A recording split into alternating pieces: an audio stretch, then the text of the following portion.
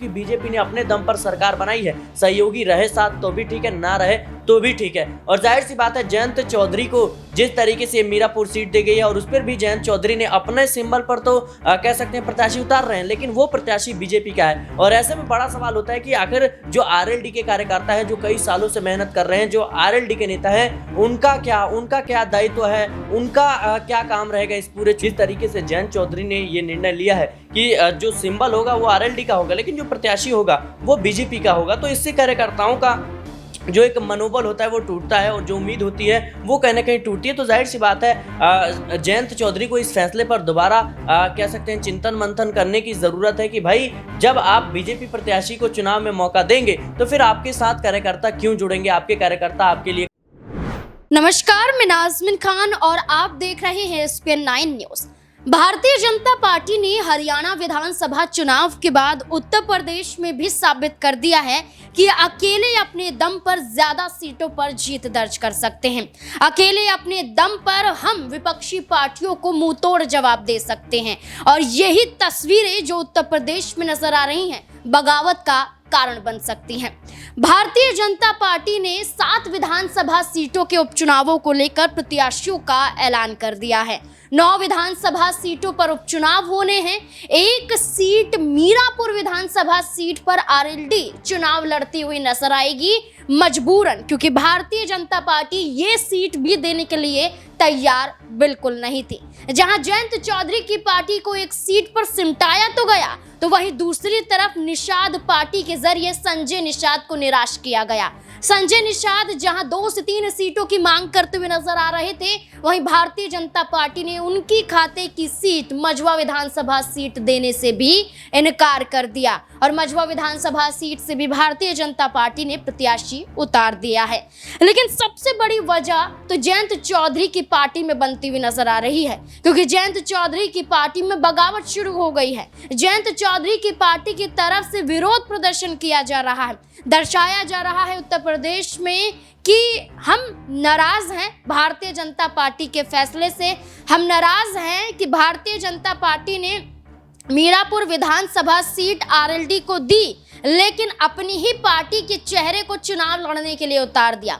मिथिलेश पाल, Bharatiya Janata party की पूर्व विधायिका, अब आरएलडी के सिंबल से मीरापुर विधानसभा सीट पर चुनाव लड़ेंगी। वहीं जयंत चौधरी अभी भी शांत है, लेकिन जयंत चौधरी की पार्टी की तरफ से ये कहा जा रहा है कि हम समर्थन नहीं करेंगे, क्योंकि भारतीय जनता पार्टी ने अपनी ही पार्टी से चेहरे को आगे किया है, बल्कि वो चाहते थे कई चेहरे आरएलडी की पार्टी से कि वो यहाँ से चुनाव लड़े, मीरापुर विधानसभा सीट से चुनाव लड़ते हुए नजर आए। आपको बता दें कि मीरापुर विधानसभा सीट पर चंदन चौहान आरएलडी के विधायक रह चुके हैं, लेकिन बिजनौर से चुनाव लड़ने के बाद वो सांसद बन जाते हैं, जिसके बाद अपनी विधानसभा सीट छोड़ देते हैं, यानी कि इस्तीफा सौंप देते हैं। अब चंदन चौहान के बाद ये कहा जा रहा था कि जयंत चौधरी अपनी पार्टी से किसी बड़े चेहरे को चुनावी मैदान में उतारते हुए नजर आएंगे। ये भी दावा किया जा रहा था कि उनकी पत्नी भी चुनाव लड़ सकती है, लेकिन भारतीय जनता पार्टी ने एक बड़ा खेल खेला, एक सीट तो दी, लेकिन अपनी ही पार्टी के चेहरे को आगे कर दिया। क्या अब जयंत चौधरी की पार्टी में जो फूट पड़ती हुई नजर आ रही है, क्या बगावत का बड़ा कारण बनती हुई नजर आएगी? इससे जुड़े हुए कई और तमाम सवाल यहाँ पर बनते हैं। मेरे सहयोगी सिराज मौजूद हैं। सिराज, क्या लगता है, एक तरफ तो 9 विधानसभा सीटों पर उपचुनाव, मुकाबला कड़ा नजर आ रहा है, जीत का दावा किया जा रहा है, भारतीय जनता पार्टी ने जो अपने सहयोगी दलों के साथ किया है, क्या एक खिलवाड़ के रूप में देखा जा रहा है? ये देखिए नाज़मीन, ये तमाम तरह की रणनीति कहीं ना कहीं चुनाव को देखते हुए बनाई गई है और जाहिर सी बात है, भारतीय जनता पार्टी ने इस उपचुनाव को अपने आत्मसम्मान से जोड़ लिया है, क्योंकि आपने देखा होगा लोकसभा चुनाव में बड़े पैमाने पर बीजेपी को नुकसान हुआ था उत्तर प्रदेश में, और जाहिर सी बात है इससे सीधे तौर पर योगी आदित्यनाथ कहीं ना कहीं बौखलाते हुए नजर आए थे। और देखिए जिस तरीके से ये नीति बनाई गई है, कहीं ना कहीं सीटों को लेकर के संजय निषाद और जयंत चौधरी, ये 2 चेहरे हैं जो लगातार कहीं ना कहीं दावा ठोक रहे थे, लेकिन देखा जाए तो संजय निषाद योगी आदित्यनाथ से मनाने के बावजूद वो नहीं मानते हैं। उसके बाद केशव प्रसाद मौर्य समझाते हैं, भूपेंद्र चौधरी समझाते हैं, लेकिन वो नहीं मानते, वो साफ तौर पर इनकार कर देते हैं। तब उनकी मुलाकात होती है बीजेपी के कह सकते हैं राष्ट्रीय अध्यक्ष जेपी नड्डा से, और वो 45 मिनट की बैठक भी नाकाम साबित होती है। और फिर उसके बाद अगले ही दिन बयान आता है कि हमें सीटें नहीं जीत चाहिए। तो आप देख लीजिए किस तरीके से बयान जो है वो कहने की पलटते हुए नजर आ रहे हैं। इससे जाहिर होता है कि भारतीय जनता पार्टी को उत्तर प्रदेश में अब किसी सहयोगियों की जरूरत नहीं है, क्योंकि बीजेपी ने अपने दम पर सरकार बनाई है। सहयोगी रहे साथ तो भी ठीक है, ना रहे तो भी ठीक है। और जाहिर सी बात है जयंत चौधरी को जिस तरीके से मीरापुर सीट दी गई है और उस पर भी जयंत चौधरी ने अपने सिंबल पर तो कह सकते हैं प्रत्याशी उतार रहे हैं, लेकिन वो प्रत्याशी बीजेपी का है। और ऐसे में बड़ा सवाल होता है कि आखिर जो आरएलडी के कार्यकर्ता है, जो कई सालों से मेहनत कर रहे हैं, जो आरएलडी के नेता है, उनका क्या दायित्व है, उनका क्या काम रहेगा इस पूरे चुनाव में। जाहिर सी बात है कि कहीं ना कहीं जो पार्टी के नेता होते हैं वो उम्मीद करते हैं कि चुनावी मौसम में कहीं ना कहीं हमें कुछ बड़ी जिम्मेदारी मिलेगी, टिकट मिलेगा या हमारा कोई अहम रोल होगा। लेकिन जिस तरीके से बीजेपी प्रत्याशी को कह सकते हैं कि आरएलडी के चुनाव चिन्ह पर ये चुनावी मैदान में उतारा जा रहा है, ये कहीं ना कहीं काफी सोच विचार करके नीति बनाई गई है। संजय निषाद के बारे में जिक्र कर लेते हैं। क्या लगता है, संजय निषाद को तो एक सीट भी नहीं दी, उनकी सीट ही उनसे छीन ली बीजेपी ने। जी देखिए, बिल्कुल ये बड़ी अच्छे कह सकते हैं सवाल किया आपने, क्योंकि संजय निषाद देखा जाए वो शख्स है जो लगातार बगावती तेवर दिखा रहे थे। उन्होंने यहाँ तक कह दिया था कि अगर सीटें नहीं मिलती है तो फिर मैं अपना अलग रुख अपनाऊंगा, मैं किसी भी कीमत पर चुनाव जरूर लड़ूंगा। उन्होंने तमाम कोशिश की, लगातार लखनऊ से लेकर दिल्ली तक उनका जो आना जाना है वो लगा रहा, लेकिन इसके बावजूद आपने देखा कि एक भी सीट उन्हें नहीं मिलती है। भारतीय जनता पार्टी मझवा सीट उन्हें देने की पेशकश करती है, लेकिन वो कहीं ना कहीं बीजेपी के चुनाव चिन्ह कमल पर। तो जाहिर सी बात है संजय निषाद जो है वो चाहते नहीं थे कि बीजेपी के सिंबल पर जो है उनके प्रत्याशी उतरे। इसी वजह से कहीं ना कहीं संजय निषाद ने तमाम कोशिशें कर ली। जब उनके पास कोई विकल्प नहीं बचा तो वो आकर कल एक प्रेस कॉन्फ्रेंस करते हैं जिसमें ब्रजेश पाठक उप मुख्यमंत्री शामिल होते हैं और कहते हैं हमें सीट नहीं जीत चाहिए। लेकिन ये अपने आप में दर्शा रहा है कि पार्टी में जिस तरीके से जो संजय निषाद की पार्टी है, ये जिस तरीके से बयानबाजी कर रही थी, जिस तरीके से रुख दिखा रही थी, कहीं ना कहीं उनका जो तमाम ताना बाना है वो कहीं ना कहीं फेल होता हुआ नजर आया। इसके अलावा कोई चारा नहीं था, या तो फिर आप अखिलेश यादव के साथ चले जाएं या फिर अकेले चुनाव लड़े, नहीं तो फिर भारतीय जनता पार्टी के साथ रहे। और संजय निषाद बखूबी इस बात को समझते हैं कि आने वाले समय में बीजेपी ही है जिसकी बदौलत हमें तमाम सीटें मिलेगी, क्योंकि ये तमाम जो दल है इनका अपना जनाधार जो है वो घटता हुआ नजर आ रहा है। लगातार इसमें गिरावट देखने को मिल रही है। और संजय निषाद हो या फिर अनुप्रिया पटेल या ओम प्रकाश राजभर, ये तमाम बड़े चेहरे हैं जो कहीं ना कहीं बीजेपी के साथ आने के बाद से लगातार विवादों में रहते हैं और लगातार इनकी पार्टी का जो वर्चस्व है वो खत्म होता हुआ नजर आ रहा है। देखिए, आरक्षण का मुद्दा भी हमने देखा था, हमने नेम प्लेट वाला मुद्दा भी देखा था। जब यही सहयोगी दल अपनी ही पार्टी को ललकारते हुए नजर आए थे। बीजेपी के साथ गठबंधन में है, लेकिन इस गठबंधन को भूलकर आरक्षण के मुद्दे पर अनुप्रिया पटेल ने सीधे तौर पर अपनी सरकार को घेर लिया। जयंत चौधरी ने सीएम योगी आदित्यनाथ को घेर लिया नेम प्लेट वाले मुद्दे को लेकर।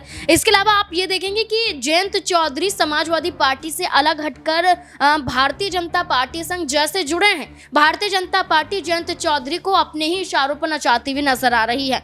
पहली तस्वीरें हमने वो देखी जब वो मांग लोकसभा चुनाव में भी कर रहे थे। ज्यादा सीटों की मांग की जा रही थी, 7 सीटों की मांग कम से कम की जा रही थी। 2 सीटें यहाँ पर सिर्फ जयंत चौधरी को दी जाती है, बागपत और बिजनौर। चुनाव जीत जाते हैं जयंत चौधरी, लेकिन मलाल जरूर रहता है कि बीजेपी से मांग की गई लेकिन बीजेपी ने पूरा नहीं किया। हरियाणा में आप देखिए कि जयंत चौधरी चुनाव लड़ सकते थे, लेकिन जयंत चौधरी बीजेपी से जुड़ने की वजह से चुनाव नहीं लड़ पाए। एक उनकी पार्टी के चेहरे की बात करें तो किसान चेहरे के रूप में देखा जाता है, किसान समर्थक चेहरों के रूप में इस पार्टी को देखा जाता है। और हरियाणा में भारतीय जनता पार्टी किसानों के बीच में फंस जाती है। तो जयंत चौधरी को आधार बनाया जा सकता था, लेकिन बीजेपी ने हरियाणा में भी जयंत चौधरी को दरकिनार कर दिया। क्या लगता है कि क्या समाजवादी पार्टी से अलग होकर जयंत चौधरी ने बड़ी गलती कर ली, और क्या मौका अभी भी है? क्योंकि उनकी जो पार्टी के तमाम लोग हैं वो सीधे तौर पर ये कह रहे हैं कि हम इस फैसले का सम्मान नहीं करते हैं। जी बिल्कुल, ये मुझे लगता है कोई भी पार्टी होती है वो अपने कार्यकर्ताओं के दम पर आगे बढ़ती है, अपने जनाधार के दम पर आगे बढ़ती है। और जाहिर सी बात है जिस तरीके से जयंत चौधरी ने ये निर्णय लिया है कि जो सिंबल होगा वो आरएलडी का होगा, लेकिन जो प्रत्याशी होगा वो बीजेपी का होगा, तो इससे कार्यकर्ताओं का जो एक मनोबल होता है वो टूटता है और जो उम्मीद होती है वो कहीं ना कहीं टूटती है। तो जाहिर सी बात है जयंत चौधरी को इस फैसले पर दोबारा कह सकते हैं चिंतन मंथन करने की ज़रूरत है कि भाई जब आप बीजेपी प्रत्याशी को चुनाव में मौका देंगे तो फिर आपके साथ कार्यकर्ता क्यों जुड़ेंगे, आपके कार्यकर्ता आपके लिए काम क्यों करेंगे, ये सबसे बड़ा सवाल है। और देखिए इन तमाम संभावनाओं को देखते हुए मुझे लगता है, देखिए नाज़मीन, राजनीति में संभावनाएं हमेशा बनी रहती हैं और ये वही जयंत चौधरी हैं जो कहते हैं मैं चवन्नी नहीं हूं जो पलट जाऊंगा। लेकिन फिर वो बीजेपी में शामिल हो जाते हैं। तो राजनीति में आप किसी को कुछ नहीं कह सकते स्पष्ट तरीके से, वो कभी भी कहीं जा सकता है। तो जाहिर सी बात है उनके पास एक विकल्प है। अगर उनकी पार्टी में इस तरह की फूट देखने को मिल रही है और वो बीजेपी के सामने मजबूर है, तो उन्हें एक नए विकल्प की तरफ जरूर देखना चाहिए। एक छोटा सा सवाल, समाजवादी पार्टी क्या मजबूत है? उत्तर प्रदेश में 27 के सत्ताधीश के रूप में अखिलेश यादव को दिखाया गया। क्या लगता है कि उपचुनावों में समाजवादी पार्टी बीजेपी को पछाड़ पाएगी?